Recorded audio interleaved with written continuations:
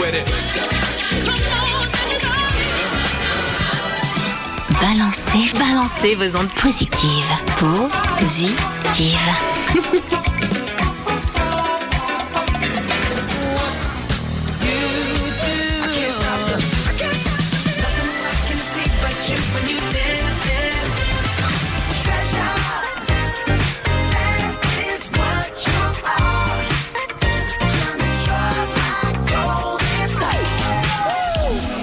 Balancez vos ondes positives numéro 8. Bonjour la tribu! Bonjour! Ah, magnifique, cette magnifique tribu de chroniqueurs et de chroniqueuses qui sont là pour vous faire en sorte, de voir la lumière au bout du tunnel, de parler des initiatives positives, de donner des notes d'espoir et des points d'humanisme. Nous sommes là pour ça, pour vous. Merci d'être fidèles au rendez-vous. Et comme d'habitude, bonne tradition, nous prenons l'état émotionnel de nos chroniqueurs et de nos chroniqueuses avec une petite météo interne. Comment vous portez-vous ce matin ? Alors, qui commence ? Je suis d'humeur science-fiction. Science-fiction pour Édouard. Édouard Mondron, merci. Qui suis ? Je suis d'humeur joyeuse parce que c'est barbecue aujourd'hui. On met Isa sur le grill. Je me sens cramée. Avant de commencer, c'est bien. Alors, Isa est cramée. Parfait. Avant de commencer sur le barbecue, c'est parfait. Qui d'autre ? Je me suis souvenu que la musique pouvait rendre de bonne humeur à n'importe quel moment. Je suis en vélo et quelqu'un devant moi écoute de la musique avec un baf sur son vélo et je reconnais César Evora. Et je dis, sympa César Evora. Et la personne me dit, mais c'est incroyable, vous connaissez et tout ça. Et cette personne me dit, tiens, vous aimez le Japon ? Puis j'avais un truc et je dis, j'adore le Japon, j'étais tellement de fois. Et cette personne me dit, je suis d'origine japonaise, figurez-vous. Et elle m'a ajouté à l'instant même sur Instagram. Et donc du coup, on va aller boire un café parce que je trouvais ça super intéressant, cette rencontre au hasard. Entre le Cap-Vert, pour Césaria Evora, et le Japon. C'est étonnant quand même. C'est ça, une des beautés de la mondialisation. Oui, c'est juste. Il y en a d'autres, on pourra en reparler. Merci Vince Canté. Qui d'autre ? Moi, je me sens printanière. Printanière pour Virginie S. Carolina. Je me sens heureuse d'être avec vous. Oui, dans le micro, c'est mieux. C'est mieux, hein. Elle est tellement occupée sur la vidéo, la pauvre. Ah oui, mais c'est ça, je dois filmer tout le monde, je sais pas tout faire à la fois. Mais je me sens très bien, je me sens bien d'être avec vous. Voilà. Merci Carolina. Qui d'autre ? Mais j'ai pas de mots, mais je me sens comme en mode réveil. Là, je suis encore en train de me réveiller. En mode réveil pour Nathalie Gilly. Emna. Et moi, je suis là, mais je suis pas là. Donc, je suis là en mode cheerleader aujourd'hui. Donc, je vais pas faire de chronique, mais je suis quand même là parce que je voulais être là pour ma petite troupe. Merci. Et tu te sens comment ? Je me sens roller coaster. Ok, d'accord. Emna Chaouch qui se sent roller coaster. On est tous passés. Et toi, Marc ? Moi, je me sens, comme d'habitude, plein d'optimisme, de dynamisme, de force, de puissance, de grandeur, de sourire, de rire, d'enthousiasme. Vas-y, donne-en un peu quand même. Non, je me sens, mais quand je vois vos regards ébahis, quand je vois vos sourires illuminés, quand je vois vos sourires et vos regards qui se rassemblent et qui s'en vont loin dans le monde pour pouvoir créer un nuage. C'est juste la météo. C'est juste la météo, c'est pas la chronique. Ah oui, pardon, excuse-moi, je me perds. Bon, merci d'être là. Ce petit tour de météo étant fait, nous allons passer à la suite. Balancez vos ondes positives.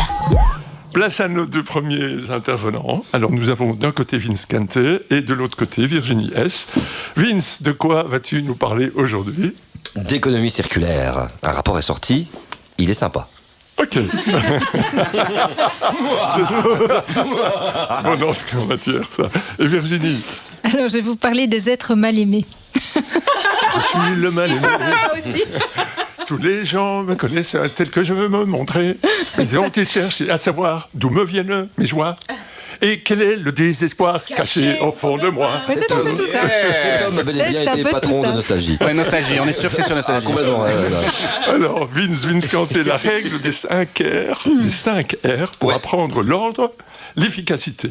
Et ce dernier R va vous étonner. Exactement, c'est tout à fait ça. Je suis tombé sur un rapport, je savais pas que ce rapport existait, il y en a eu plusieurs, 5 ans de rapports sur l'économie circulaire. Alors l'économie circulaire, c'est quoi ? C'est une économie qui s'abstrait des ressources et qui va simplement récupérer ce qui est déjà disponible sur le marché, ce qu'on a déjà utilisé, qu'on va récupérer, transformer et réinjecter dans l'économie. Donc exemple simple, on va couper du bois pour fabriquer une chaise, super, on utilise la chaise, ah là là, une chaise en bois, on l'a cassée, ah bah zut, qu'est-ce qu'on en fait ? Ah bah on va la réduire en petits trucs tout fins et on va en faire du papier, tiens, ça peut être super sympa. Ah, donc on utilise le papier, ah bah zut, le papier, il est usagé, qu'est-ce qu'on en fait ? Ah bah on va le faire du carton, le carton, et on recircularise, etc. Et donc, du coup, moi, il y a une petite question que j'ai envie de vous poser ici autour de la table, parce que j'aime bien, vous savez, faire des conversations interactives. D'après vous, quelle est la proportion de circularisation de l'économie mondiale ? En pourcentage. Donc 1,5. 3%, 13%, 10%. 10. Vous étiez quasiment tous dans des bons ordres de grandeur. 8,2%. On était entre 1 et 13, quoi. 1 et 13. Oui, mais ça aurait pu être entre 0 et 100. Hein. Et 1 et 13, ça nous donne une moyenne de 6 plus ou moins, de 7. Donc en fait, c'est pas loin de 8,2.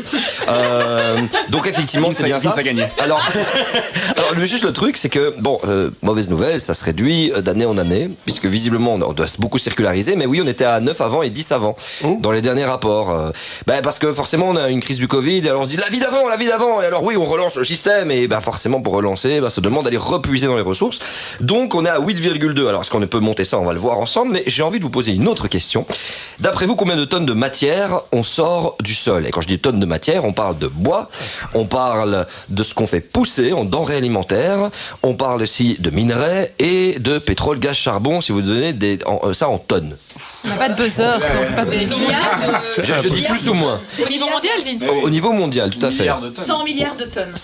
Oula. Eh ben bravo, oui 100 gigatonnes, effectivement. Pile poil, 101, on est aujourd'hui. Alors je précise qu'en 2000, nous étions à 54. Donc c'est quand même dingue qu'en l'espace de 23 ans, on est doublé. On a doublé ce qu'on sort du sol.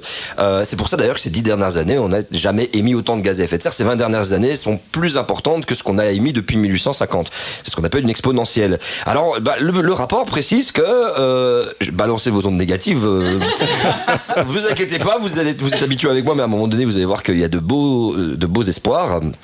Si on continue dans notre modèle actuel, on arrive en 2050 à 184 gigatonnes.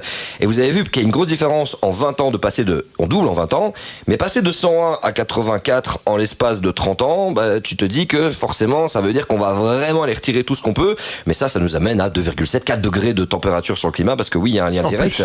En plus, exactement. Alors, je vais vous montrer un petit graphique que je vais tenter de vous montrer en vidéo, sauf si je l'envoie à notre réalisatrice Carolina, qui pourra faire un petit montage sur son programme.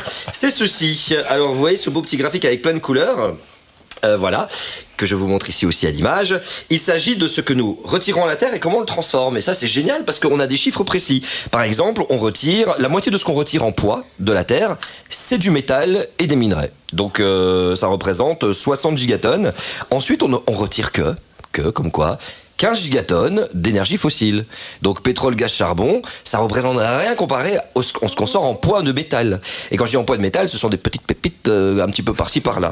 Et ensuite, ce que nous sortons en termes de biomasse, donc qu'on coupe des arbres et on fait pousser, ça représente 24,6 gigatonnes. Et tout ça, vous imaginez que vous le récupérez à la Terre, donc minerais, énergie fossile et biomasse, et vous le mélangez, vous le transformez en alliage dans tous les sens, et ça se retrouve dans votre maison, ça se retrouve dans nos outils de communication, ça se retrouve dans notre mobilité. Par exemple, figurez-vous que de matière, nos maisons, la construction de nos maisons, les rénovations, ça représente chaque année 38,8 gigatonnes.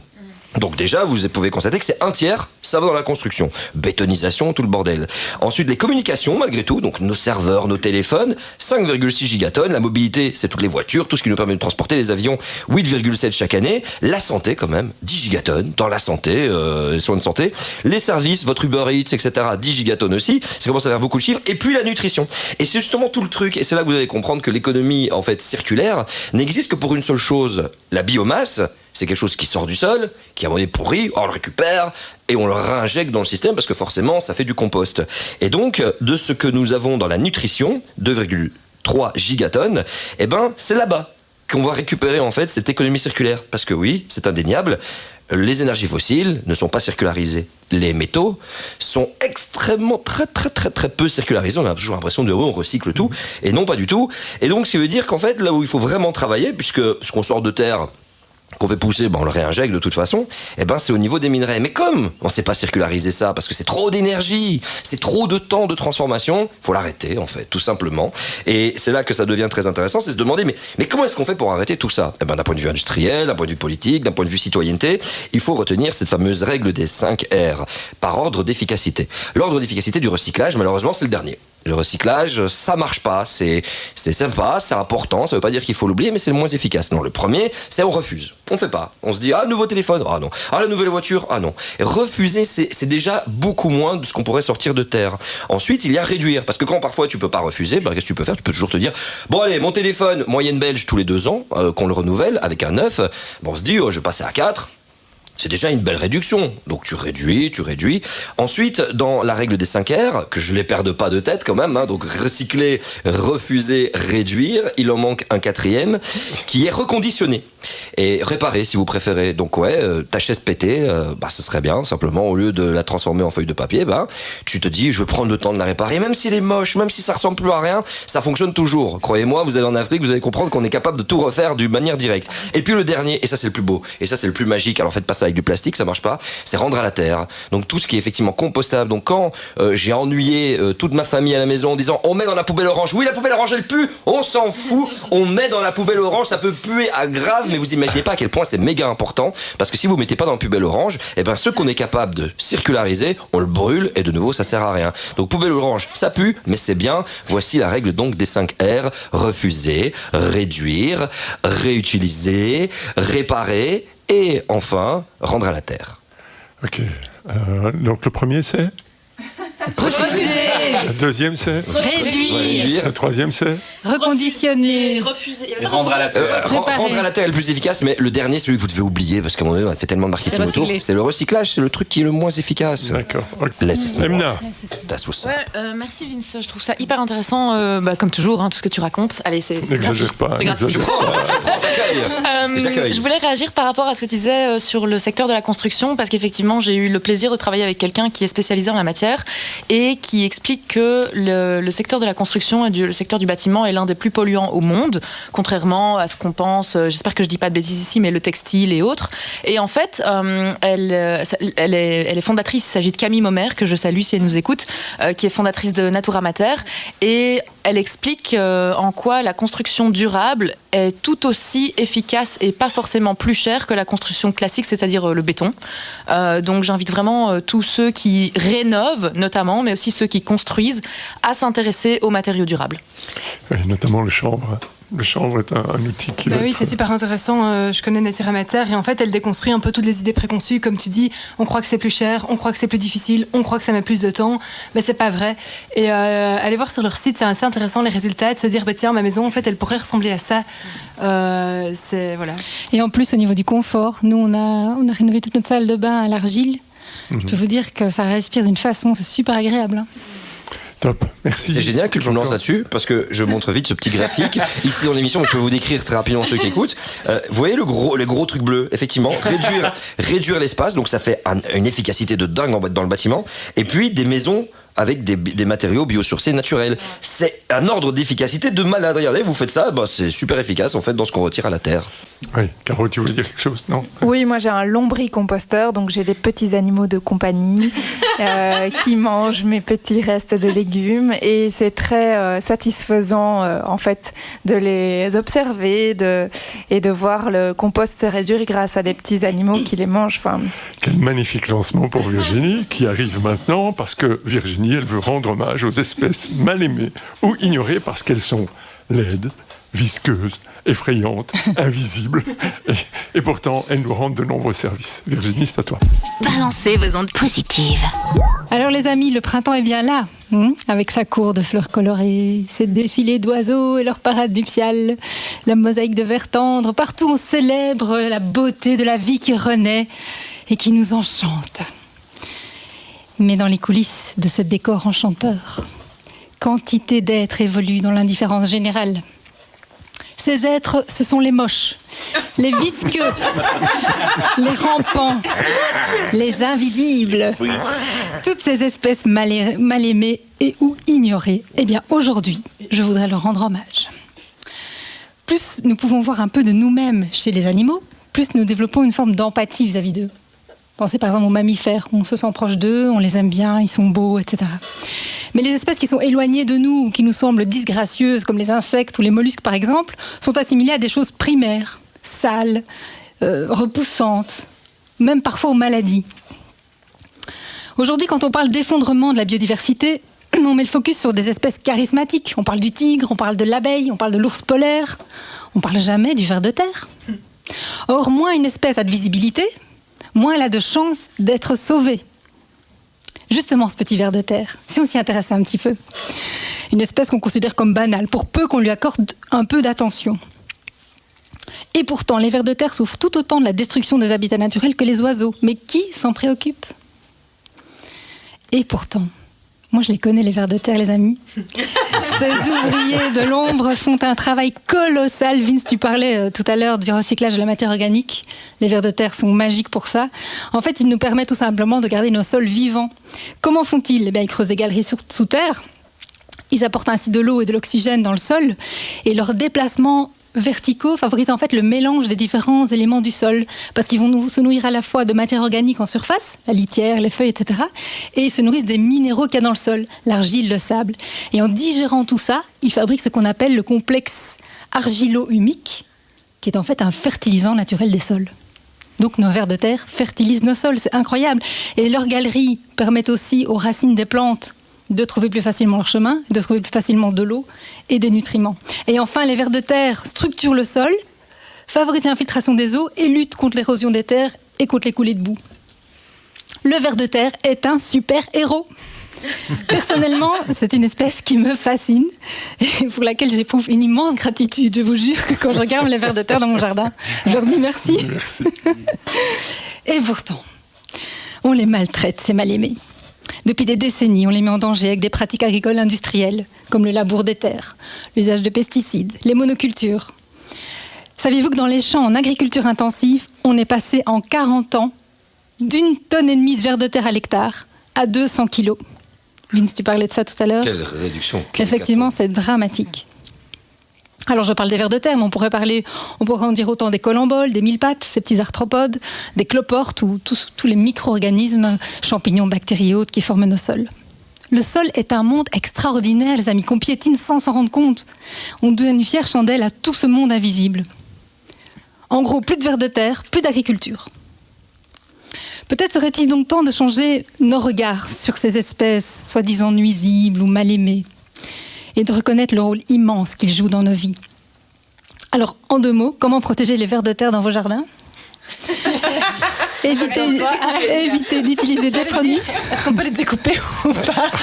Ils se dédoublent, tu vois, et je me dis, mais pourquoi pas si on en a besoin, qu'on a besoin de 3-4. C'est vrai cette histoire ? Alors, tac. Alors en fait, si vous coupez un ver de terre en 2, il se reforme uniquement il se reforme uniquement si la partie antérieure est touchée, celle qui a les organes reproducteurs. Alors il peut continuer à vivre. Mais si vous le coupez pas au bon endroit, il reprend pas. Coupez vos vers de terre aux bons endroits. Ouais. Donc, comment protéger les vers de terre de vos jardins ? Ne les coupez pas en 2. Ne les coupez pas en 2. Ne mettez pas du sel dessus comme certains font avec les limaces et tout. C'est dégoûtant, quoi. Bah oui, Oui. Ouais, pour qu'elle fonde ou je sais pas quoi, là, c'est bizarre. Les coquilles d'œufs, ça marche. Alors, On est taré. donc pas de produits chimiques. Alors surtout, limitez le travail de vos sols. Il faut arrêter avec le retournement de la terre, le labour, tout ça. Non, on s'en fout. Prenez une fourche plutôt qu'une bêche, comme Pour ça faire vous des trous, ouais. et vous aérez votre sol comme ça, qui est superbement bien structuré. Il faut surtout pas déstructurer tout ça. Vous nourrissez le ver de terre avec de la matière organique, du paillage, du compost, etc. Nourrissez vos sols, c'est super important. Et puis surtout, apprenez à observer et à vous émerveiller de ce monde fascinant qu'est le sol. Je vous assure, au niveau des vers de terre, vous avez déjà remarqué, il y a les tout gros. Eh bien, ceux-là, ils occupent une certaine partie du sol, puis il y a les petits fins plus rouges qui occupent une autre partie du sol. Donc tout ça est super bien organisé, c'est incroyable. Et comment tu fais, Virginie, pour observer les vers de terre dans le sol ? Mais je coupe des... En fait, je fais des tranches Ah, donc tu les coupes en deux. Tu les coupes quand tu te On rends. décroche dans Avec la ma fourche. terre. Avec ma fourche. En fait, j'ai un énorme compost dans le jardin. Et donc, de temps en temps, en fait, je prends ma fourche et je le coupe, quoi. Et donc, je vais regarder tout ce qu'il y a dedans. Ça me fascine. Les couches successives. Donc, voilà. D'accord. Merci Bon, Virginie. du coup, ma chute était un peu plouf, mais c'est pas grave. Non, mais et mon ovaire de terre. Et mon ovaire de terre, oui, vraiment. Voilà, ok. Je trouve que. Merci Virginie. Vive les vers de terre. Oui, mais c'est vrai. Sérieux. Quand on Mais entend sans verre ça, de terre, on est foutus, les gars. Il faut vraiment s'en rendre compte. on est foutu. Emna. Ouais, merci Virginie. Moi, je suis vraiment hyper fan de cette troupe. J'aime tout le monde, j'aime tout ce que vous faites. Voilà, bref. Et c'est pour ça que je réagis beaucoup aussi. C'est parce que voilà, je trouve ça intéressant. J'ai trouvé intéressant ce que tu disais par rapport au monde invisible, où tu disais que le sol c'est le monde invisible, et en fait c'est un peu la même chose que chacun d'entre nous, où nous aussi on a notre monde invisible, hein, et quand on parle de spiritualité, de développement personnel, etc., il y a tout ce qui se voit pas, mais c'est le monde invisible qui crée le monde visible, et c'est pareil dans la nature. Et en fait finalement l'homme n'est qu'à l'image de la nature. Et j'ai beaucoup aimé aussi ce que tu dis quand tu dis on piétine au sens propre comme figuré la terre. Et qu'en fait en piétinant la terre, vu que nous sommes la représentation, l'image de la nature, on se piétine nous-mêmes. Donc voilà, j'avais juste envie de réagir. C'est un peu philosophique, mais je trouve ça super ce que tu fais. C'est très joli. C'est très très beau. Merci Emna, vraiment. Merci Emna. Nos deux intervenantes suivantes sont Nathalie Gilly et Valérie Malice. Alors Nathalie, de quoi nous causes-tu? Je vais vous parler de prendre soin de nos parts blessées. De notre part blessée. Ouais. Merci Nathalie. Et Val? Nous serons deux. Ah. Puisque je vais faire Isabelle à la broche. Tu veux passer Isabelle à la broche. J'espère qu'il n'y a personne qui est végétarien. Ok, super. Alors, Nat qui a eu donc un coup de cœur récemment. Balancez vos ondes positives. Un coup au cœur, Marc. Vécu récemment. Ouais. Ouais, je vais vous raconter. Je fais partie d'un groupe d'intervision où on est 6. Et où, depuis un moment, j'ai l'impression que ça vivote un peu. Il y a d'ailleurs une personne qui a quitté le chat où nous échangions de manière informelle et on organisait des événements communs via ce biais. Je ne me suis pas trop formalisée parce que ça a plutôt confirmé mon impression et finalement ça concorde avec mon intuition que c'est plus vraiment l'endroit où j'ai envie de mettre de l'énergie. C'est ce que je me dis. En bonne adulte responsable, adepte de la posture juste, je laisse vivre, je suis ouverture, acceptation. Jusqu'au moment où je tombe au détour d'un réseau social sur un post où je vois 3 membres du dit groupe d'intervision, dont celle qui est partie, qui mangent ensemble et échangent, je cite, en toute confiance. Et là, paf, coup au ventre et flashback immédiat. J'ai 13 ans. Ma meilleure copine Marie a été invitée à l'anniversaire de François avec tout un groupe de garçons de la classe et moi pas. Marie me l'a pas dit à leur demande car il voulait pas que je sois là. Ouch. Voilà une part blessée de moi qui réapparaît au moment le plus inattendu. À l'époque, j'avais crâné. Même pas mal. Je vais même mentionner l'affaire à Marie au détour d'une conversation comme si ça m'était équilatéral. Et pourtant, j'ai morflé. Compliqué d'être rejetée, surtout à cet âge-là. Et donc, quand cette partie de moi se réveille plus de 25 ans après, c'est comme une capsule du passé qui débarque et qui m'envoie des informations de danger liées à mon ancienne expérience, qui peuvent susciter des réactions inadaptées dans le présent. D'où le coup au ventre. Ce que je vous raconte, ça correspond au modèle Internal Family System, donc le système familial intérieur en français. C'est un outil psychothérapeutique qui a été modélisé dans les années 90 par Richard Schwartz, faut le dire. Et ce modèle, il s'appuie sur 2 postulats. 1, nous sommes composés de nombreuses sous-personnalités, des parties. Et 2, les reconnaître, ces parties, permet de créer un espace de guérison pour les comprendre et les aider à vivre plus harmonieusement. Il y a les parts exilées, celles qu'on a rangées assez loin, les protectrices qui protègent les parts exilées, qui peuvent être soit managers, soit pompiers, les lumineuses. Elles ont chacune leur place. Et il est important de les écouter, d'en prendre soin si besoin et d'honorer leur qualité. Je vous invite à découvrir une BD qui s'appelle Émotions, enquête et mode d'emploi d'Art Mella, c'est le tome 3, pour comprendre le modèle dans tous ses aspects. Mais ici, revenons plutôt à ma petite Nat de 13 ans là. Quand l'émotion a surgi, forte de toute mon expérience, j'ai contacté cette part de moi, convoquée malgré elle. Et je lui ai envoyé une énorme dose d'amour et de compassion. Hé, tout va bien. J'ai plus 13 ans, tu sais. C'est plus à toi de gérer ça. Je m'en occupe. Du haut de mes 41 ans. Et au passage, je te fais un énorme câlin réparateur. Sensation de douceur et de guérison. Et aujourd'hui, je vous propose donc une mission ocytocine réparatrice. Quand tout d'un coup l'émotion surgit, de façon inopinée, de façon disproportionnée, demandez-vous, oula, quelle part de moi réagit là? Et quel âge j'ai quand je ressens ça? Si c'est possible pour vous, accueillez cette part blessée avec amour et compassion. Prenez-en soin, câlinez-la.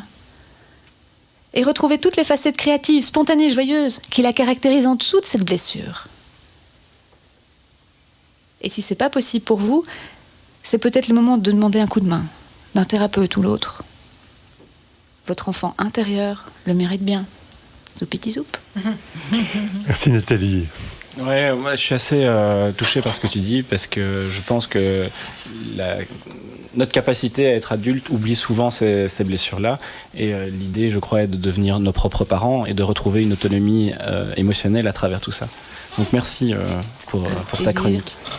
Vince ? Ouais, moi j'appelle ça se faire un auto-check à soi-même étant enfant. C'est une image que j'ai vue dans Bref et qui m'a beaucoup parlé. C'est donc il y a 10 ans, Bref, avec Yann Kojandi, où à un moment donné, il arrive à, enfin je ne me rappelle plus de toutes les circonstances, mais il se voit lui jeune et il arrive à résoudre un trauma de l'époque ou quelque chose qu'il a vécu. Et lui-même en fait se voit et donc étant petit et ils se font un check tous les deux. Et parfois il y a des moments comme ça où il y a des trucs où il y a ma part d'enfant, il y a ma part de moi adulte et quand j'arrive à résoudre deux trois trucs, à résoudre un puzzle, et ben c'est comme si je me voyais effectivement et que je me faisais un check avec moi en mode c'est bon, voilà, on a refusionné parce qu'il y a des éléments effectivement qu'on a tendance à éloigner, mais voilà, mais merci pour ce petit retour. Back to basics. Avec plaisir. Amina. Ouais, je vais réagir là-dessus parce que, et vraiment avec beaucoup de vulnérabilité, parce que je suis exactement dans ce travail là maintenant où, parce que dire oui, que dit mon enfant intérieur, machin, truc, ça paraît abstrait. Mais concrètement, ça veut dire quoi? Et en fait, moi je travaille avec une psychologue qui m'a invitée à vraiment lister presque année par année depuis le jour de ma naissance tous les, j'ai pas envie de dire les traumas, mais les événements marquants de ma vie. Et en fait, on va au travers de la liste et c'est hyper intéressant parce que elle, avec son regard externe, elle arrive à faire les liens entre certains événements et mon comportement d'aujourd'hui. Donc ça, c'est une chose qui est intéressante. Et une autre chose, c'est qu'elle dit, tiens, c'est marrant parce qu'il y a des trucs où tu dis, j'ai 11 ans et je suis ta-ta-ta-ta-ta, et il y a d'autres où je parle au passé. Et elle dit, ah, c'est marrant parce qu'il y a des événements dont tu parles au présent. C'est la preuve que ce n'est pas guéri. C'est encore là, quoi. Ça active encore ton système. Et donc voilà, j'avais juste envie de dire, pour être plus dans le concret, ça c'est un exemple de comment on peut vraiment aller guérir son enfant intérieur, parce que c'est incroyable l'effet que ça a sur l'humain adulte qu'on est, et adulte jusqu'à la mort, à 90 ans. Et je pense qu'on le remarque vraiment quand on a des réactions un peu disproportionnées et qu'on s'emporte et qu'on se dit, mais ok, mais ça vient d'où en fait? Qu'est-ce qui, dans le passé, fait que j'ai été choquée et qui fait qu'aujourd'hui, j'over-réagis? Donc c'est un travail hyper intéressant, pas forcément facile, mais c'est toujours le plus intéressant qui est le plus riche, le plus dur et le plus riche à la fois. Oui, je suis surpris, merci Amina. Je suis surpris aussi d'avoir ce type de réaction, moi encore aujourd'hui, et de voir ce même type de réaction pour la même difficulté avec mes enfants. Certaines de mes filles ont le même type de réaction. Et quand je les vois, elles, en tant qu'enfants, je me retrouve évidemment 30 ans ou 40 ans en arrière. Je suis surpris qu'il y ait cette sorte de transmission, de transition entre les générations. Qui ne viennent pas de nous petits, mais qui viennent d'avant, de X générations, ça se transmet dans les mémoires familiales. Ouais. Moi, là-dedans, pour essayer de... Enfin, c'est pas essayer, j'ai entrepris ce chemin, j'ai réussi à remonter jusqu'au 15e siècle pour comprendre en fait que mes parents avaient été éduqués par leurs propres parents, et donc je l'ai fait des deux côtés, et qu'en fait il y a des traumas qui sont répétés, et tant qu'on ne met pas de la conscience là-dessus, on s'en sort pas. Mais par contre, grâce aussi à nos enfants, j'en ai pas, mais je peux l'observer, je peux l'observer, mais ce sont des miroirs et ils nous proposent de transformer encore des blessures pour que nous on se sente bien. Donc j'aime plus en fait aussi cette notion de parents-enfants. Je pense aussi que nos enfants ont à apprendre. On nous apprendre. On nous apprendre, et donc ils deviennent aussi des guides. Val ? En fait, je vais juste pas filer dans la même philosophie qu'Edouard. Je voulais juste te poser une question. J'adore l'émission Ocytocine, en fait. Je suis devenue fan, peut-être un peu accro. Il va falloir que je regarde par rapport aux addictions. Et en essayant de les pratiquer, je reviens parfois avec ce truc de « Mais Nat, quand elle le dit, ça a l'air si simple. » Et puis moi, quand je dois le faire, ça a l'air si compliqué. Et donc, je voudrais savoir, t'as pas des trucs et astuces pour rendre les choses un peu simples, comme tu l'as dit? J'ai envie de dire, c'est vraiment commencer petit. PPPP, le plus petit pas possible. PPPP, pépère, pépère. Et donc, pour moi, la première chose, c'est la prise de conscience. Donc, c'est simplement déjà avoir le réflexe de se regarder et de dire « Oh, qu'est-ce qui se passe ici ? Qu'est-ce qui se passe ici ?» Et je regarde et dire « Oh oui, oh là là, oui. » Et parfois, c'est juste ça fait « Et je m'arrête là. Et je m'arrête là parce qu'en fait, je peux pas faire plus à ce stade-là. Et c'est OK. Le but, c'est pas de révolutionner toute ma gestion de moi-même. C'est plutôt d'avoir cette présence, d'avoir cette conscience. Et alors, il y a quelque chose que j'adore qui vient d'un chaman qui l'avait enseigné à une de mes formatrices. J'oublie toujours le nom du chaman, la formatrice Danielle de Wilde, qui disait, et je vous invite à le faire, mesdames et messieurs, je vous le dis en anglais puis je le traduis. Look at yourself with a delightful fascination. Oh, l'accent anglais. Regardez-vous avec une fascination délicieuse. Ah, c'est beau. Et c'est aussi dans ces moments difficiles, c'est se regarder et faire « Oh, Nat, 41 ans, et tu bugs encore parce que t'es pas invité à un lunch. Oh, tu l'as encore fait. Oh. Et c'est pas grave, c'est important, mais c'est pas grave. Donc c'est vraiment accueillir ça aussi, pour soi. Virginie. Non, c'est pour rebondir sur ce que tu disais.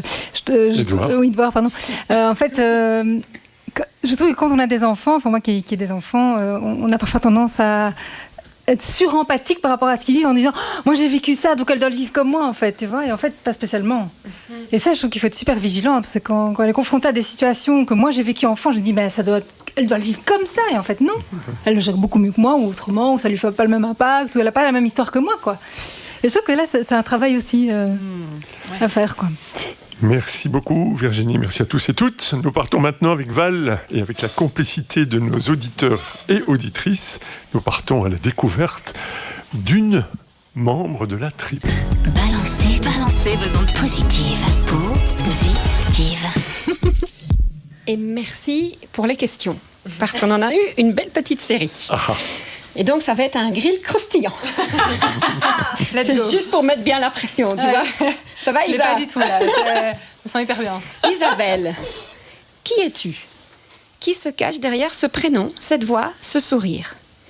Je me rappelle t'avoir vu la première fois et avoir été impressionnée par la douceur et la joie de vivre qui émanent de toi. En préparant la chronique, je me suis dit, mais à qui je la compare? Qu'est-ce que je vais chercher comme personnalité? Et j'ai laissé infuser. Et m'est arrivée Simone de Beauvoir. Et puis là, je vais vous dire qu'au niveau culturel, Google m'a aidé, ou Ecosia. Parce que, mais qui est donc Simone? Hein? Oui. En voiture. Qui est Simone? Simone de Beauvoir est philosophe, romancière et pionnière du féminisme français. Et au sein de la tribu, tu es cette pionnière poète humaniste. L'étymologie du mot poète vient du grec qui signifie auteur, créateur, artisan. Tu as cet art et cette manière d'apporter un regard nouveau sur les choses et sur les gens, convaincu que dans chaque personne ou dans chaque situation se cache au moins une pépite. Tu aimes rencontrer, raconter les êtres qui t'inspirent. Ton quotidien au-delà de BVOP, c'est entre autres New Smile, un média de solutions positives et inspirant qui te permet de mettre en lumière toutes ces abeilles qui œuvrent concrètement à rendre notre terre encore plus belle. Alors, en voiture, Simone ? T'es prête, Isabelle ? Simone a soif. Quelques petites questions. Qu'est-ce qui te met vraiment en joie ? C'est cool parce que j'ai eu l'occasion d'en découvrir quelques-unes sur les réseaux, donc celle-là. Ce qui me met vraiment en joie, c'est de discuter avec des personnes passionnées, peu importe en fait leur passion. Et ça me fait toujours rire parce que je pense toujours au dîner des cons où ils invitent des cons parler de leur passion. Et en fait, vraiment, moi, c'est un truc que je trouve fantastique, c'est d'échanger avec une personne qui est passionnée de puzzles, d'allumettes ou de vers de terre. Mais là, vraiment, ça m'a fait changer d'avis sur les vers de terre. J'adore les vers de terre. Voilà, c'est voir ces étincelles dans les yeux de quelqu'un et d'échanger à ce propos. Ça me met vraiment en joie. Je me permets, excusez-moi de couper votre... Vraiment par tout le monde qui est très motivé par ce qui est passionné et tout. Genre les allumettes, quoi. Genre je sais pas, Le rapport du GIEC. le patron de Total Energy, tu vois, alors moi j'aime bien brûler du pétrole. Bon, ça me plaît. Sauf que c'est pas vrai, c'est pas sa passion. Ouais, c'est ça.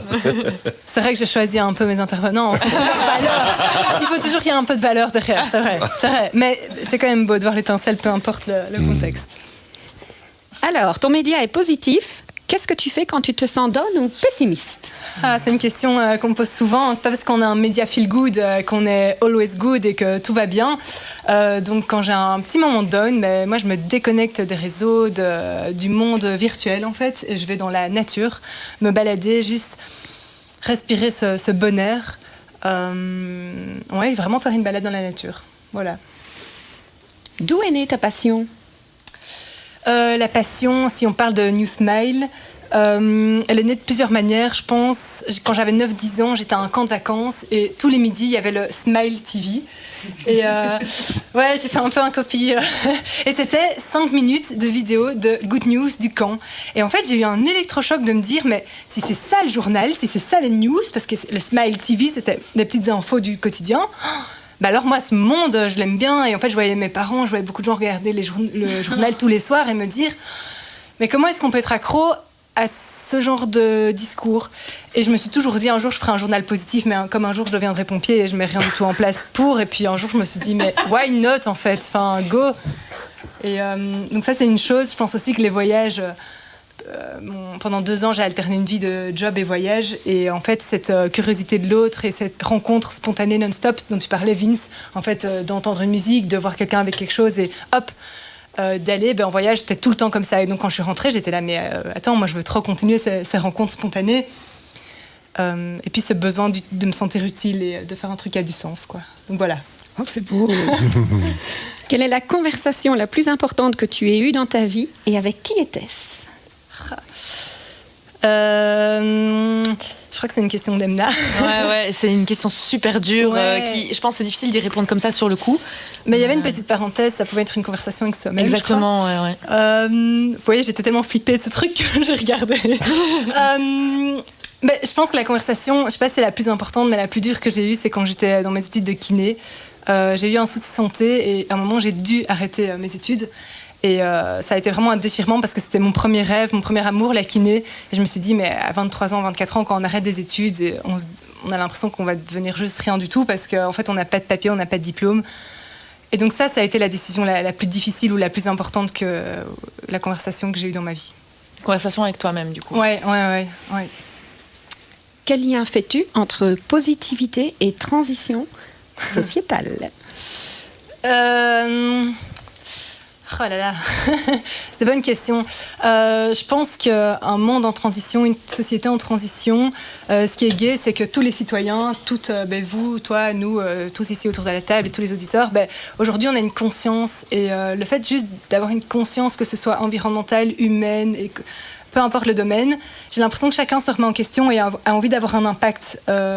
En tout cas, c'est ce que je vois autour de moi et ça, je trouve ça super inspirant de se dire en fait, chacun change. Et il y avait une phrase, j'espère que je vais bien la redire, c'est ne vous demandez pas ce que le monde a besoin, mais demandez-vous ce qui vous anime, parce que le monde a besoin, c'est de personnes plus animées. Et je trouve en fait que quand on est dans son axe et quand on est vraiment, de nouveau, il faut peut-être qu'il y ait un sens derrière, un peu sympatoche pour les autres. La bonne croissance économique. Bien, je suis dans mon axe, moi.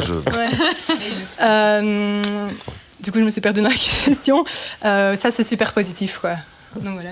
Merci. Alors, qu'as-tu fait de plus fou dans ta vie? DVOP. Voilà. Rencontrer Marc Vossen. Oui, BVOP. Je crois qu'un truc assez fou, je suis partie du jour au lendemain en Australie, presque, en voyage. J'avais rencontré des Australiens sur le chemin de Compostelle. Et ils m'avaient vendu l'Australie comme une terre de rêve. Et ils m'avaient dit, on cherche des hockeyeurs, hockeyeuses belges pour venir jouer.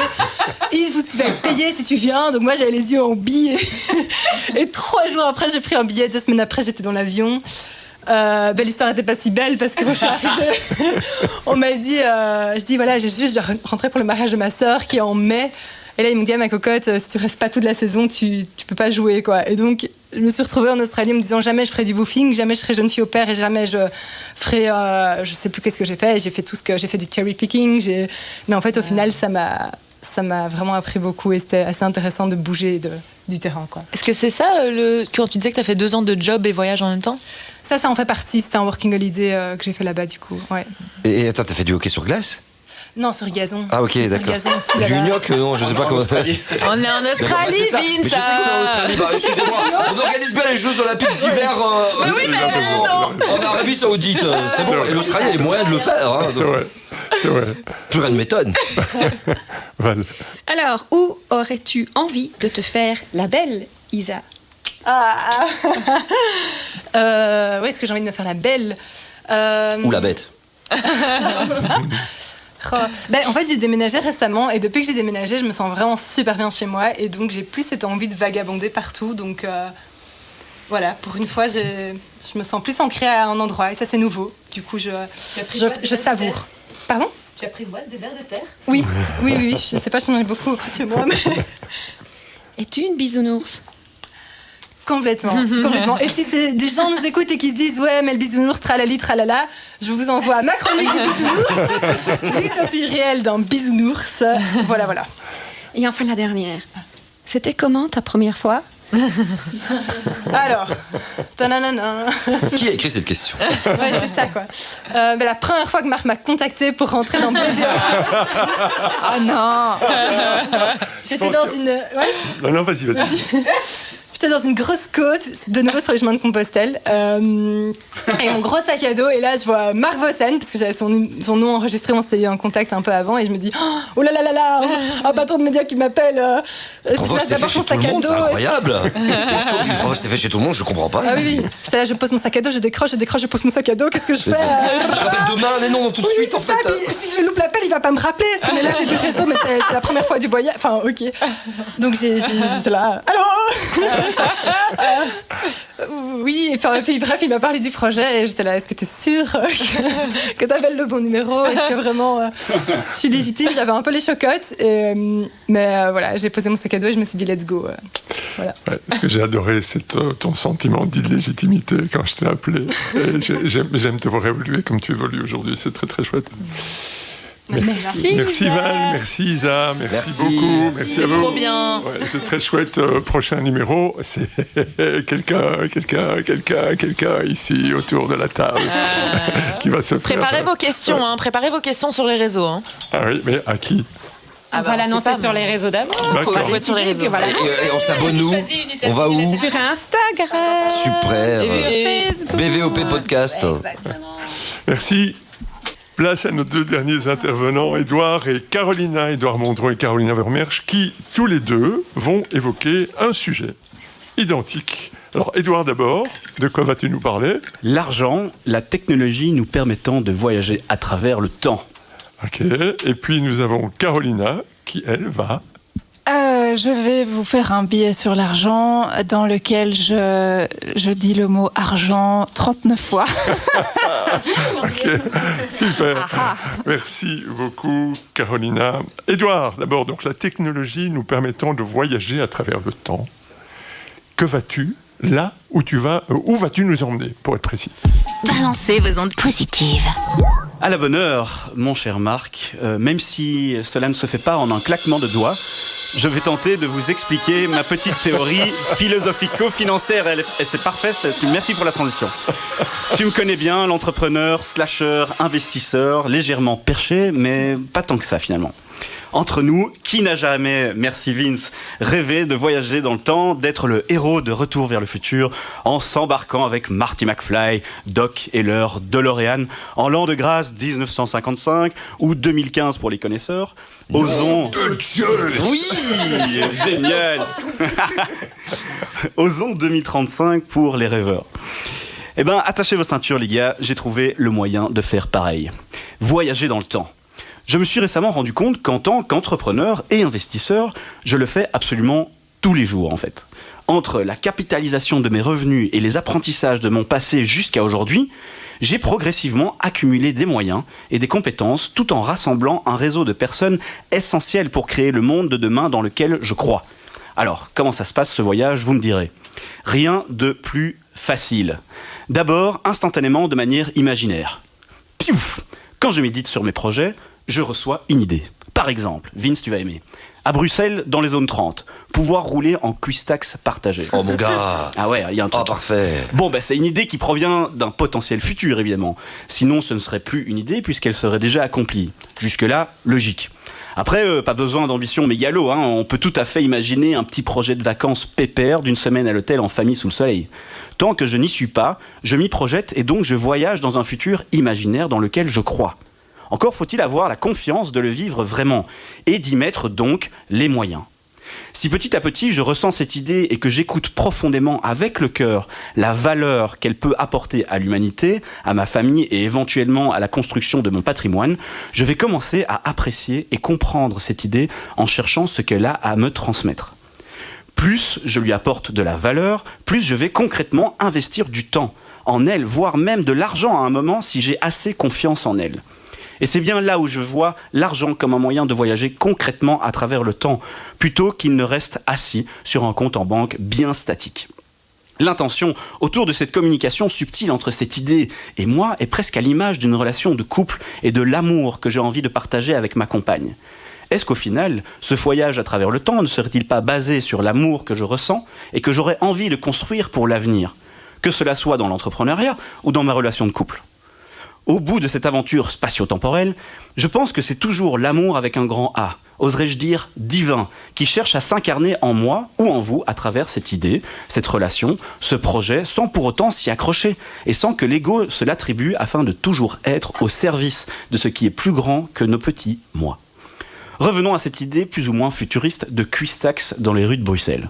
Progressivement, avec patience, cette inspiration va s'enraciner et se structurer tous les jours dans mon esprit, pour finalement construire cet avenir grâce à l'argent, qui est une technologie extraordinaire ayant la capacité de rapprocher concrètement un futur bien réel cette fois-ci, puisqu'il est évident que le présent que l'on vit maintenant était le futur d'hier et sera le passé de demain.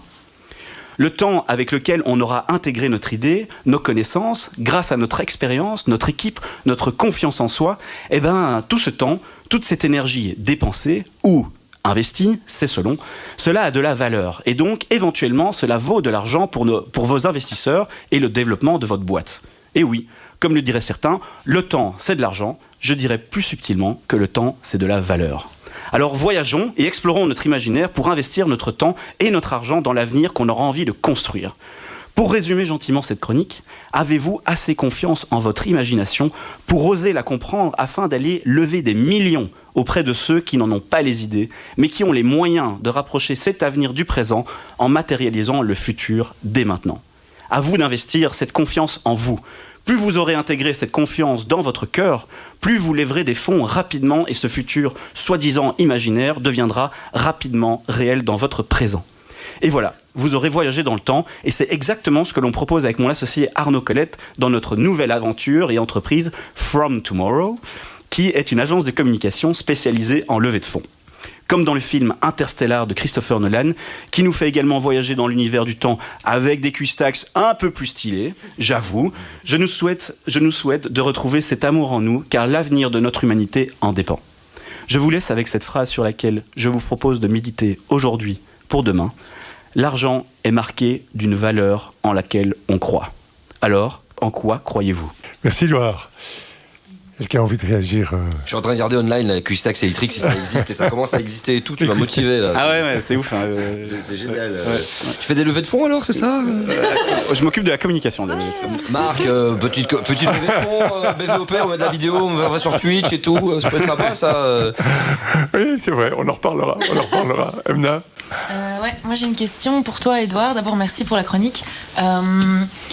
Je pense qu'il y a pas mal d'informations qui circulent en ce moment par rapport au fait de laisser son argent sur les comptes en banque, etc. Parce que il se peut que le système s'écroule, que les banques fassent faillite. Enfin voilà, pour ceux qui suivent un petit peu l'actualité, c'est ce qui se dit. N'étant pas dans le détail et ne sachant pas ce qui est vrai, ce qui n'est pas vrai. Bref.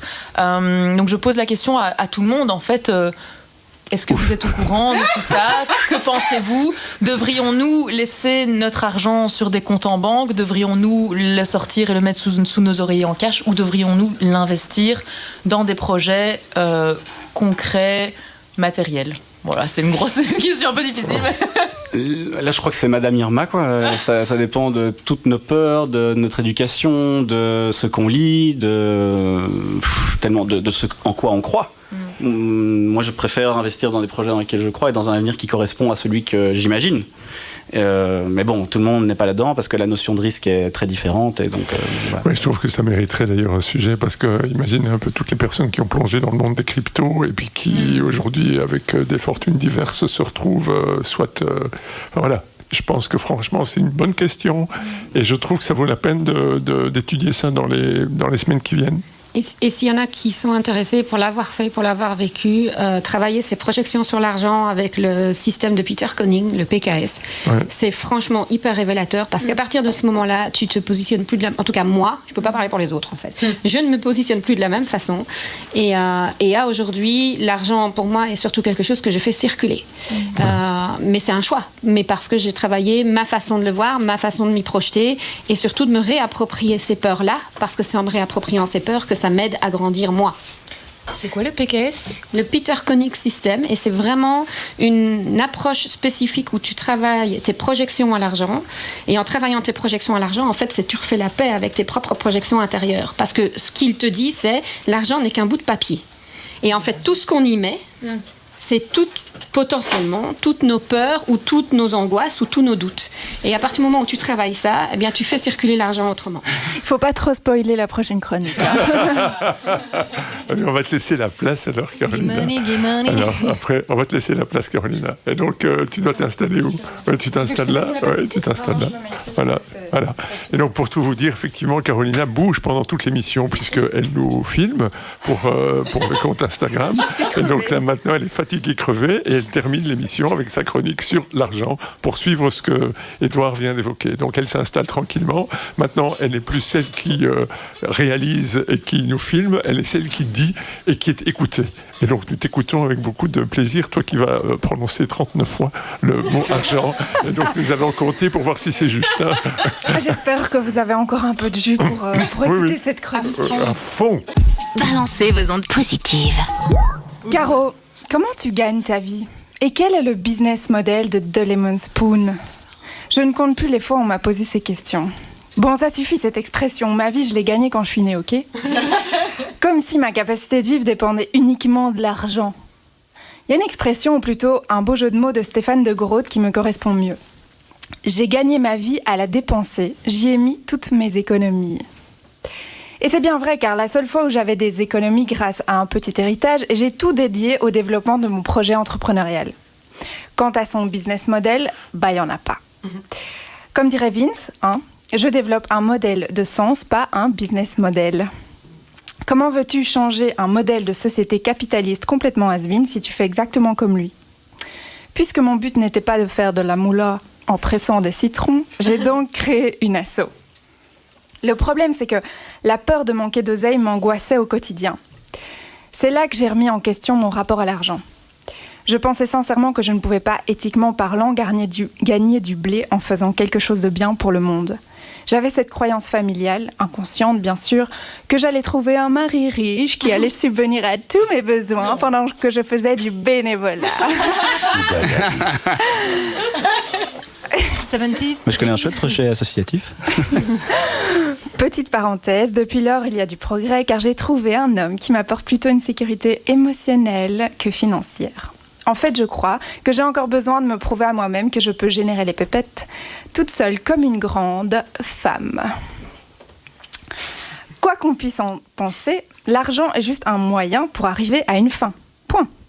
C'est évident. Comment pourrais-je réaliser mes projets, mes rêves et faire bouger le monde sereinement sans un rond ? Bah, Caro, descends de ton monde de bisounours. Le monde actuel, il tourne encore au flouze, donc il faut faire avec. Comme dirait Claudie, l'argent, ça n'a pas d'odeur. Enfin, si parfois ça pue le fric.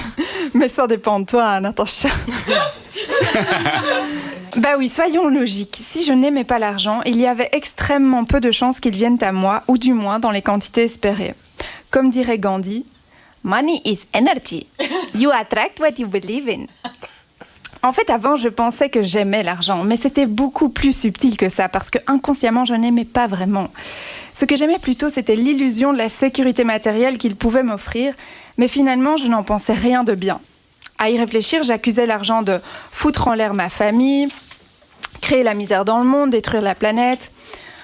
En fait, c'est la faute des gens, pas de l'argent. Parce que c'est l'art des gens de faire du pognon, mais pas dans le bon. On est dans le bon, selon moi, quand notre argent circule, c'est-à-dire quand on le partage, l'investit dans des projets durables, des expériences constructives et collectives, et là, il incarne réellement toute sa valeur. Attention, il y a un piège. Si on aime économiser, on peut croire qu'on aime l'argent, mais on le garde peut-être juste maladivement et on s'y accroche comme le naufragé qui se tient à sa bouée de sauvetage alors qu'il a un yacht derrière lui. Mais c'est qui, lui ? Ben lui, c'est celui qui est tellement, tellement pauvre que la seule chose qu'il possède, c'est de l'argent. Cette phrase n'est pas de moi. Vous avez compris ? Et toi, t'es dans quel état d'esprit de manque ou d'abondance avec ta thune ? Est-ce que l'argent te libère ou te rend esclave ? Est-ce que ta vie se résume à travailler pour gagner de l'argent, acheter des choses dont tu n'as pas vraiment besoin, pour impressionner des personnes que tu n'aimes pas vraiment, ou du moins dont tu t'en fous ? Bah, si ta réponse est oui, bonne chance. Selon moi, travailler toujours plus pour avoir plus ne me semble pas servir à grand-chose si on ne peut pas commencer par être en bonne santé mentale et physique et aimer. Pourtant, j'ai lu un livre récemment sur l'argent qui mettait en avant l'importance de l'avoir. Bon, je comprends plus rien, on m'a toujours dit qu'il faut revenir dans l'être, et maintenant la clé c'est qu'il faudrait se concentrer sur l'avoir. Bah oui, je vous explique. Moi, quand je fais un achat quelconque, au supermarché par exemple, j'ai des pensées qui surgissent. Oh, c'est hors de prix pour un mini caddie, je ne peux pas me le permettre. Je suis sûre que ça vous arrive aussi. D'ailleurs, soyez honnêtes, levez la main ceux qui ont aussi ce genre de pensée en achetant quelque chose. Voilà, c'est bien ce qui me semblait. En fait, quand on a ce genre de pensée automatique, on pense depuis un lieu de peur de manquer, alors qu'en réalité, on ne manque jamais vraiment de quoi que ce soit de vital dans nos vies de privilégiés. C'est là qu'il est bien de pratiquer l'avoir. Pratiquer l'avoir, c'est être reconnaissant de l'argent que nous possédons au moment même et qui nous permet d'acheter des choses. En gros, on est dans la gratitude, cela entraîne des émotions positives, alors que la pensée « je n'ai pas assez d'argent » entraîne des émotions négatives. Par exemple, pour pratiquer l'avoir, au moment de payer, je vais penser « waouh, je peux me permettre d'acheter tous ces bons aliments bobo bio !» Ou si je bois un café à la terrasse la plus chère de la ville, je vais me dire « quelle chance de pouvoir m'offrir un café dans ce superbe endroit !» Au lieu de dire « oh dis, ils se font pas chier ici avec les prix, la prochaine fois je prends mon café emporté !» Savez-vous qu'il existe les vrais riches et les faux riches ? Les vrais riches sont ceux qui ont appris à ressentir le bonheur quand ils dépensent de l'argent. En gros, l'énergie de leur émotion positive attire l'argent. La somme d'argent qu'ils ont dans leur portefeuille n'a aucune importance. Même avec 9 € en poche, ça fonctionne. Et même quand on n'est pas vraiment riche, c'est en ayant l'attitude d'un vrai riche qu'on le devient. Le faux riche, quant à lui, dégage une énergie d'anxiété et est obsédé par l'idée qu'il n'a pas assez d'argent quand il fait un achat. Pour les vrais riches, l'argent est une méthode ou un outil qui leur permet de vivre pleinement le moment présent. Pour les faux riches, l'argent est un but en soi ou une possession. Bon, le faux riche, il croit peut-être que son fric va lui porter chance au paradis, qui sait. Alors, plutôt faux riche ou vrai riche par ici ? Pas de réponse ? À vous de voir. Warning, pratiquer l'avoir, c'est pas une excuse pour gaspiller son cash ou surconsommer. Mais pour expliquer toutes les nuances décrites dans ce livre, j'aurais besoin de faire une chronique de 30 minutes et comme mon temps c'est de l'argent, je vais en rester là. Je vais vous faire une dernière confession. J'aime l'argent. Je vous parle de l'amour, du vrai. Et si je vous dis qu'il y a un lien entre l'amour de soi et l'argent ? Si, comme moi, vous avez eu du mal à valoriser vos services, à facturer, à mettre un prix sur votre travail, c'est probablement que l'estime de vous-même n'est pas terrible. Pourtant, nous naissons tous avec des prédispositions à la richesse, de la même manière que nous naissons avec des prédispositions à l'amour. Quand je ressens encore parfois l'anxiété par rapport à l'argent, je me dis que nous ne sommes que des singes jouant au Monopoly sur un rocher flottant dans l'univers, et que la vie est un grand jeu. Alors je vais jouer, être une vraie riche avec une haute estime de moi et bien gagner ma vie, lol, en faisant ce que j'aime. J'ai un mantra en espagnol pour ça. Recibo mucho dinero haciendo lo que más amo. Ce qui veut dire, pour ceux qui ne parlent pas, je reçois beaucoup d'argent en faisant tout ce que j'aime. Mais bon, c'est moins stylé en français, qu'on se le dise. Et je ne vais pas tout garder pour moi, bien sûr. J'aimerais mettre ma petite fortune au service de ceux qui opèrent à la transition écologique, sociale et spirituelle de notre société de singes sous hypnose économique.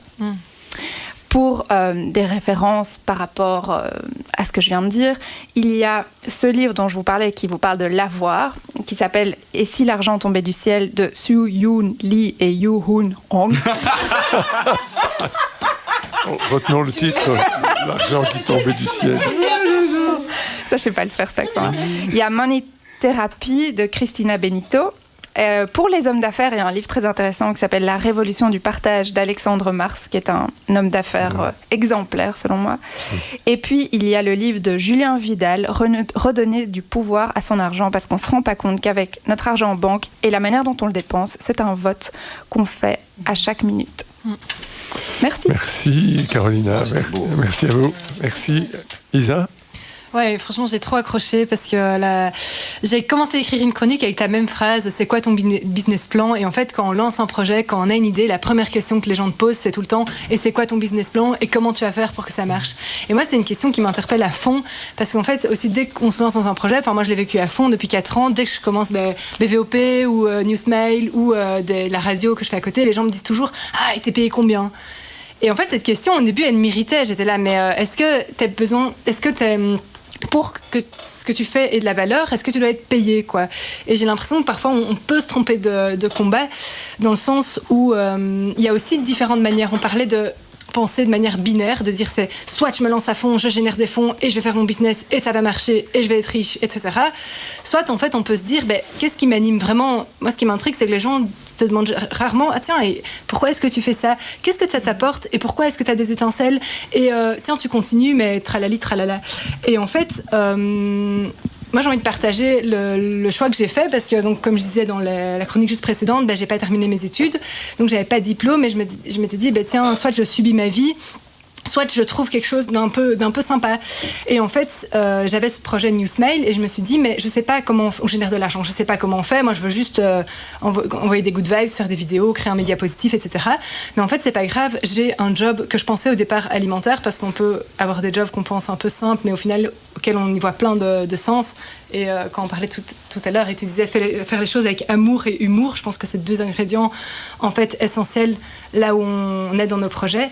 Et de se dire en fait, je peux aussi prendre le temps, j'aime bien la citation que je m'emballe un peu dans ma réaction, vous me coupez si c'est trop long, que la nature ne se dépêche pas mais pourtant tout est accompli. Et en fait je crois beaucoup que un projet de Lemon Spoon, Limite, Newsmail, What Now, etc. peut mettre du temps et en fait parfois on est trop pressé quoi. Et donc laissons ce projet pousser, ayons un job pour vivre et en fait, je sais pas, moi j'ai envie d'inviter vraiment les gens à prendre le temps et j'avais aussi cette phrase quand tu parlais quand on se donne peu ça coûte beaucoup, quand on se donne beaucoup ça coûte peu.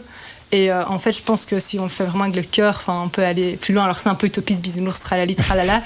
Mais une dernière chose, il y a aussi les combats de se dire, avant, la génération de nos grands-parents, ils voulaient absolument trouver un travail. C'était ça le plus important, c'était de travailler. La génération de nos parents, c'était, en fait, le travail, ça allait. Ils voulaient faire make money, de plus en plus d'argent. Et c'est que dans les années 70-80 qu'en fait, on a commencé doublé enfin pas doublé, mais voulu travailler de plus en plus parce qu'au plus tu bosses, au plus tu as de l'argent. Et la troisième, maintenant la génération, c'est être connu, quoi.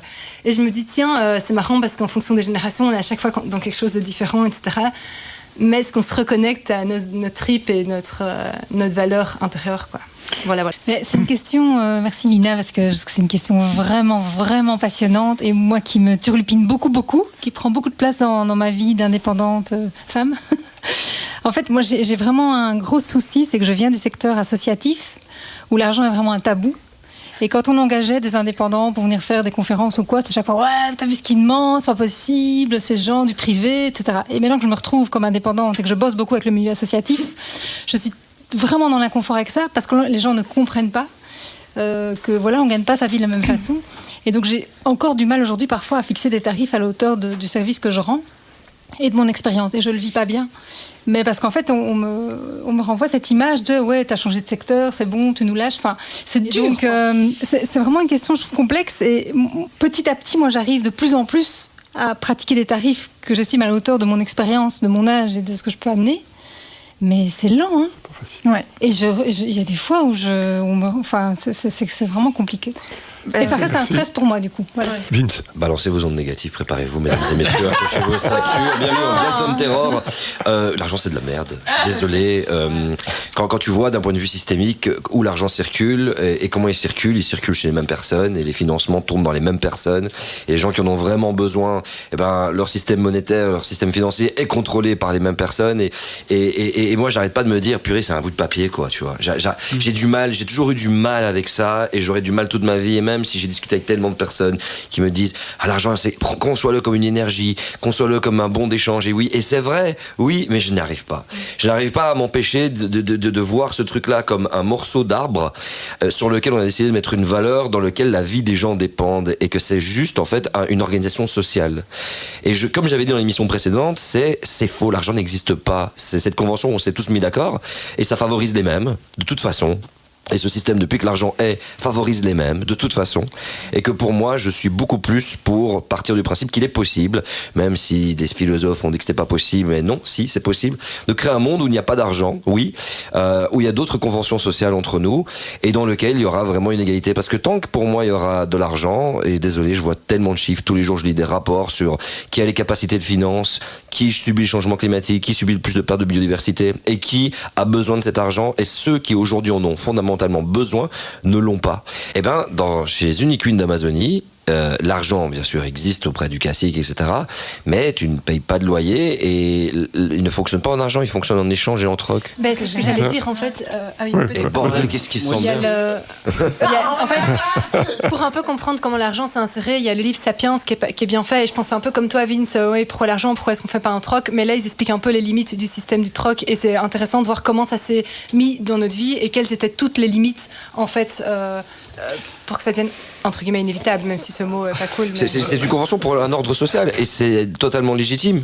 Mais j'arrive pas à me... Voilà, si c'était vraiment pour une égalité complète de tout le monde, mais voilà, je suis désolé, l'argent dit ouais, mais tout le monde peut devenir entrepreneur, tout le monde peut y arriver. Non, statistiquement non.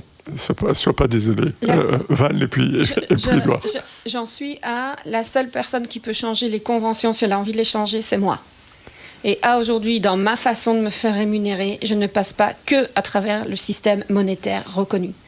Et je peux aller dans du troc et du système monétaire. On est bien d'accord que si je vais expliquer à mon fournisseur d'électricité ou autre aujourd'hui que je te paye en bisous ou que je te paye en poule ou en vache, ça va pas le faire. On est d'accord? Donc je sais le minimum dont j'ai besoin aujourd'hui pour pouvoir assurer le paiement des factures où je n'ai pas à aujourd'hui d'alternative. Mais pour les autres choses, j'ai déjà été payée en détergent, j'ai déjà été payée en service rendu, j'ai déjà été payée en bon pour avoir que je n'ai pas utilisé parce qu'aujourd'hui je n'en ai pas besoin, mais le bon est là et il existe. Et ça, c'est nous qui pouvons casser la convention. Il ne faut pas attendre qu'un système le fasse. C'est à nous à le faire. Ouais, c'est créer d'autres mondes. Merci. J'ai tellement de choses à dire là-dessus parce que j'ai la chance de venir d'un milieu privilégié où on m'a jamais appris à gagner de l'argent. Et donc ça faisait pas partie de mon éducation parce que ça venait de génération en génération. C'est comme ça. Je vis avec ça. Ça a été une tare. J'ai été, il y a 15 ans, après des documentaires que j'avais vus, parce que je me suis posé des questions sur les questions existentielles de la vie, à savoir qu'est-ce qui régit les rapports humains. Et en fait, à la base, j'étais pas spirituel, mais je voyais religion, Dieu, etc. Et c'est ça qui causait les guerres. Et puis, je me suis dit, ok, je vais étudier l'argent. Et donc, j'ai compris comment était utilisée cette technologie. Et qui est, parce que c'est rien d'autre que ça, c'est un système de facilitation d'échange, hein, entre un poulet ou un détergent, un billet, c'est juste voilà. Mais on est bien d'accord. Et j'ai été à la bourse alors que je suis né avec une cuillère d'argent dans la bouche. J'étais à la bourse avec mon masque de V pour Vendetta parce que j'ai compris le système. Je sais comment ça fonctionne. Tout ce que tu dis est tout à fait réel. Mais il faut aussi, je pense, distinguer, parce qu'il y a plein de subtilités dans tout ça, distinguer l'économie et la finance.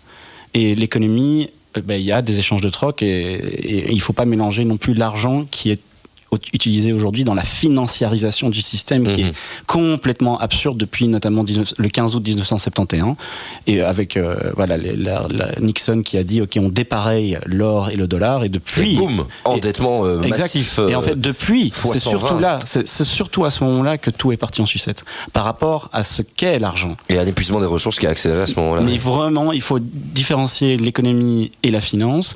Et quand j'étais révolutionnaire avec le béret que tu as sur la tête, avec une petite étoile rouge entre guillemets, enfin je l'ai jamais porté celui-là, mais en tout cas non pas à ce moment-là, mais j'avais le masque tu vois le masque V pour Vendetta. Ouais, je vois très bien. Voilà, j'étais très là-dedans et très en colère sur tout ça. Je m'étais renseigné sur le projet Vénus, donc The Venus Project de Jacques Fresco, qui lui a proposé un système basé sur les ressources, à savoir qu'il y a des territoires sur la planète qui sont plus à même de nourrir en céréales ou en minerais, etc. Et l'idée était d'échanger avec un système de troc planétaire, quoi. Donc je t'invite ou ceux qui écoutent et qui sont intéressés par le sujet de se renseigner sur The Venus Project et c'est très intéressant mais très utopique, hein. Mon père croyait que j'étais dans une secte, hein. Et il y a des gens même dans mon réseau qui ont inventé que j'avais payé 4 755 €, je me souviens de cette somme, en croyant que j'étais dans une secte. Donc j'ai été très très loin dans ma démarche de révolutionnaire là-dessus, mais il y a des gens qui ont fantasmé tellement que je leur ramenais un miroir dans leur figure que je ne correspondais pas à cette image de révolutionnaire, étant donné que je suis né dans un milieu privilégié. Mais j'étais en colère contre l'argent. Mais aujourd'hui, j'investis de l'argent grâce à mes ancêtres dans des choses, dans un monde dans lequel je crois. Donc tu vois, il y a moyen. Je recherche des fonds. Merci. Allez, merci à la tribu d'avoir participé de manière active. Ô combien. Et réactive. Merci Marc. Merci beaucoup. Merci. On se retrouve bientôt. Entre-temps, vous nous retrouvez sur toutes vos plateformes avec les 4 lettres magiques BVOP. Si vous souhaitez entendre une chronique particulière, vous tapez BVOP, espace, et le nom du chroniqueur ou de la chroniqueuse que vous souhaitez retrouver. Parlez-en autour de vous et sur les réseaux sociaux. Et n'oubliez jamais, vous aussi, pour quelque sujet que ce soit, malgré les difficultés, de balancer vos ondes positives. À la prochaine pour l'épisode numéro 9. Ciao. Ciao, ciao. Ciao, ciao. Balancez vos ondes positives pour